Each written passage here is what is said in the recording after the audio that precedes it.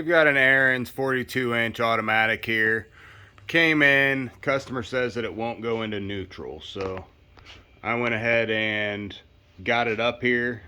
He was right, it won't go into neutral. You're either full forward or full reverse, one or the other. So it was kind of hard to stop once I got up there, because no matter what, you were still in gear. But as soon as you tried to go anywhere, I'm going to show you here what's going on with this thing and how to fix something like this. So first thing I did was I came to the back here and I looked down through, trying to see the transaxle here. So a lot of times the belts and stuff will go bad or things like that down here, but so I was looking down in here, and the first thing I see is that it's packed full of grass and everything else. We shouldn't have all this grass up in here.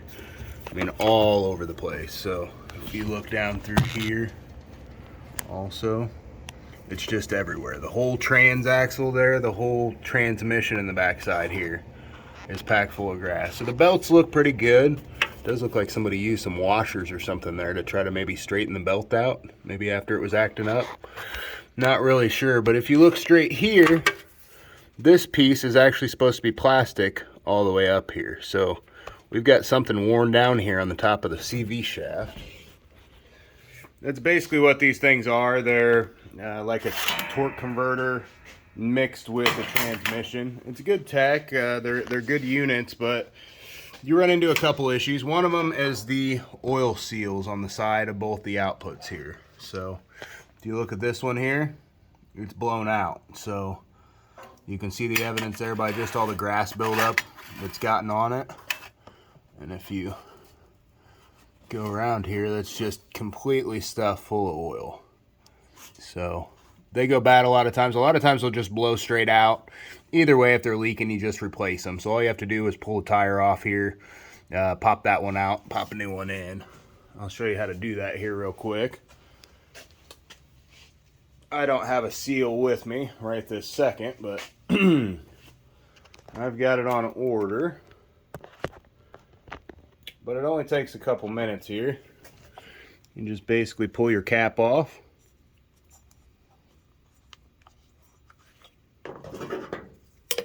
Needle nose pliers, straight out. And then as soon as you jack up the rear end, you can take that tire right off there. Just jack it up a tiny bit. Tire comes straight off.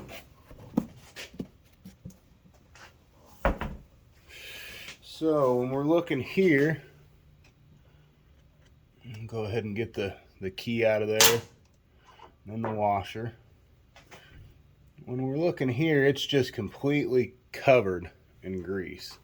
So these things, they say, even if they lose a significant amount of grease, it's not a big deal. It's not like oil in a hydrostatic transmission or anything like that.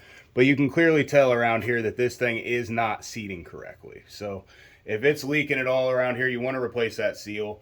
Better to keep the things with grease or lube in them when you can, of course. And these are non-serviceable transmissions. So what that means is basically they don't want you to open the transmission at all to fix it. So the only thing you can really do here is replace these seals.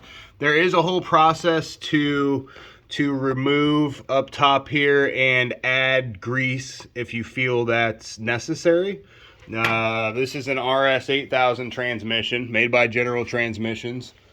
Good quality. Again, they've made it for quite a while. It's been used overseas for quite a while, and good luck with it. This is just kind of the directions for replacing the seal and stuff like that. You just pop it out with a screwdriver, and then you just pop a brand new one in after you lubricate it up, of course. A lot of times they just go in by hand. They don't fit real tight, but so this is these are part of the things we're missing here. See, this is supposed to actually be a cover that goes all the way up and over this, and we're missing a lot of that black cover there. So let's see. So to add grease back into this unit, with it being non-serviceable, you essentially have to take the whole thing apart, take all the covers off. A big process in order to add grease in kind of an obscure spot up underneath.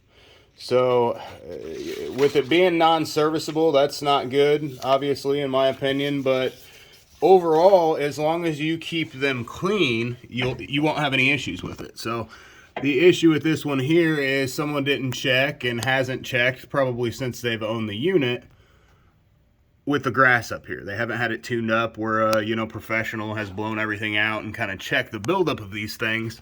So now they're kind of reaping those benefits. Down in here, you've got just grass on everything, and those are the moving parts up under here that control this torque converter basically on top of this transmission. So those are the areas that you're going to need free. So we're going to have to order this. I believe we got, let's see here, see what exactly we've quoted on this. So it looks like we're looking at the secondary pulley kit, GT79253, and then a belt, which is the GT37401. It had some pretty good wear to it. Oil seal is a GT41857. That's the one for the seal here.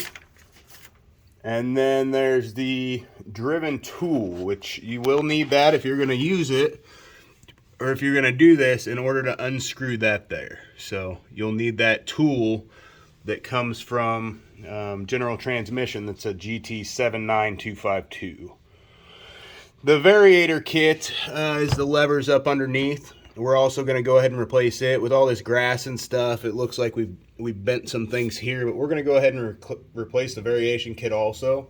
So this, with someone not taking care of their unit to clean all this out and do these things, they're going to spend, you know, $400 to $500 to fix this. When if they just would have blown it out once a year, you know, take a long air tool, something to this effect, go ahead and spray down in there, and you want to get any of that grass you can see. You can either take a tire off or not take a tire off, but with these you can get up in there pretty well just from the top and blow it all out. Even if you're only using a leaf blower, it still helps. You know, you don't want that stuff sitting up in there, and that's when it causes problems. So again, they're good transmissions, but when they were designed, they weren't exactly designed to be on a mower. You know, they weren't designed for that. The only thing you really gain on a transmission like a hydrostat is the low end torque, which you really don't need on a hydrostat. You know, normally the hydrostats are serviceable, something like this, where you can rebuild them, you can change the oils, do different things like this, but on this it's not necessary. There's really no necessity to do any kind of maintenance whatsoever, which is good, but it's got a lot of moving parts. Another area down here for your actuator, just packed with grass. Keep everything clean.